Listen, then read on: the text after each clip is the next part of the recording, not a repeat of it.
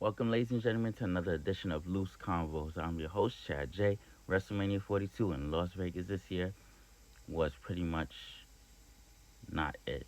There were a few main event matches that did save the pay per view, but after WrestleMania this year, no, it was definitely not it.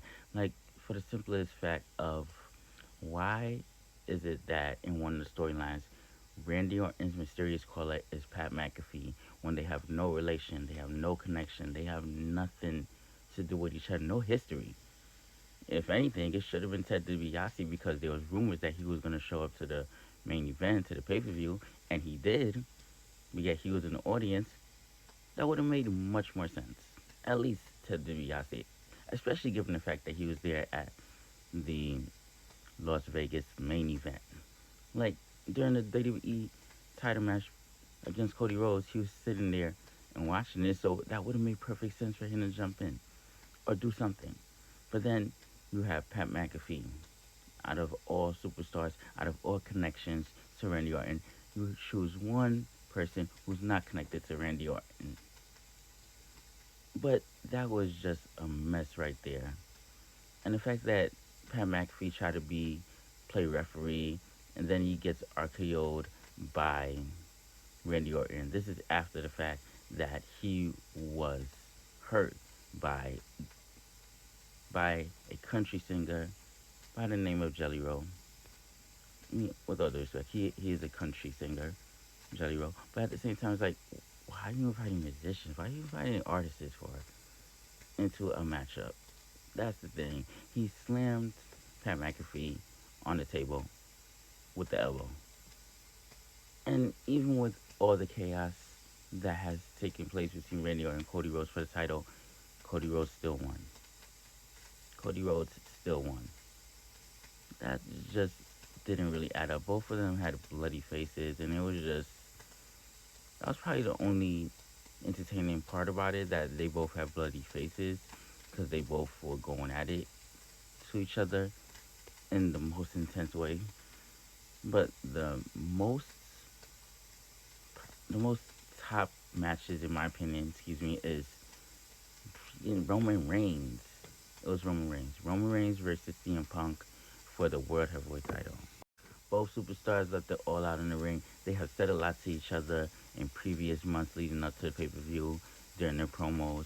And it got heated up where even the Usos were involved. And leading up to the pay-per-view, at the pay-per-view, Roman Reigns and CM Punk went at it, threw each other onto the table, slammed each other onto the table. Roman Reigns used the staircases. They hit each other pretty hard. Both of them really left it all out in the ring towards each other. And even at some point with a bloody face upon on CM Punk's face, excuse me, still wasn't enough. Still wasn't enough. Because CM Punk came out of nowhere and delivered the GTS.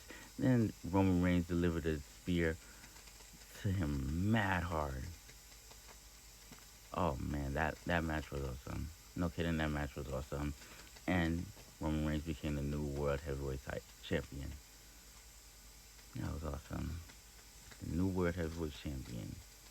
And already he has somebody calling him out. A superstar who defeated Brock Lesnar, who brought Brock Lesnar off his feet in previous months leading up to WrestleMania. And this is after the fact that Brock Lesnar wanted a challenge. He wanted someone to face him at WrestleMania, and Opa Fema answered the call. And has taken Brock Lesnar down in previous weeks, like threw him against the pole, and then jumped over the contract signing table, beat him up pretty badly. They both were going at it pretty badly, pretty intensive. It was pretty intense. And it caught Brock Lesnar off guard leading up to the pay-per-view where they faced each other at WrestleMania. And look what happened to Brock Lesnar. Brock Lesnar put up a fight, but Oba Fema wasn't having it and pretty much dominated him. And with the power bomb, he just flat out, just defeated Brock Lesnar. That was an exciting debut. That was an impressive debut. Another impressive debut was ISO Speed when he was in a tag team match with the Vision, Logan Paul, and also Austin Theory, the tag team champions, world tag team champions, against the Usos, Jimmy and Jay, and LA Knight. That was an impressive.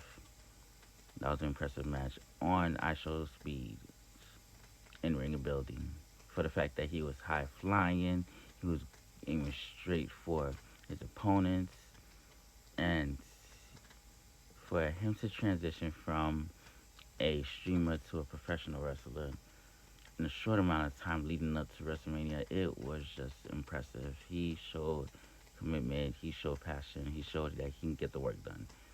So he deserves credit for what he did at WrestleMania. But other than that, this whole thing, this whole situation with WrestleMania was just a disappointment, flat out disappointment. Thank you, TKO. You wanted control over WWE, and now you have to deal with the responsibilities of WWE to continue carrying the company, which you have done not well, not really good on a job well done. No. Like, why would you invite Pat McAfee? It should be somebody from Randy Orton's past. What kind of sense does that make? Voices in his head. Who would put voices in his head? Why would he listen to somebody he doesn't know? It should have been somebody close to him. Like, that didn't make any sense. That didn't make any sense. But, even when you brought Pat McAfee on SmackDown when it was revealed as him as the other guy on the line with Randy Orton, the ratings dropped on SmackDown. You still decide to go full force with using Pat McAfee all the way up to Road to WrestleMania. I mean, you could have canceled that at some point and just swap it out, and just be like, oh, this is the real caller, and then invite somebody from Randy Orton's past. But WrestleMania, no, this year wasn't it. It wasn't it at all.